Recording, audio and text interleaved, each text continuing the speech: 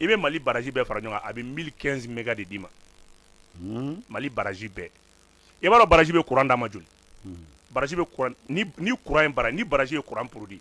ça va à partir maintenant d'un barrage hydroélectrique on peut produire le courant ma coût le coût de production ça fait 30 francs dɔrɔmɛ 6 i k'o di ne de a kana taa yɔrɔ jan dɛ n bɛ fɛn fɛn f'i ɲɛna a bɛɛ bɛ se ka vérifier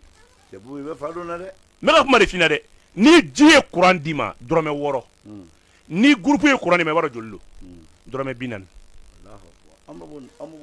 bon jɔn bɛ sɔn ka dɔrɔmɛ 6 to yen ka taa courant ta courant dilan 40 fɛn na mais nin na gasoil marché bɛ di groupe fana location ye o fana marché bɛ di donc entretien fana bɛ kɛ o marché bɛ di centrale minnu contrat bɛ di o fana marché bɛ yen donc finalement ɲinɛ kɛra résultat objectif yɛrɛ kɔ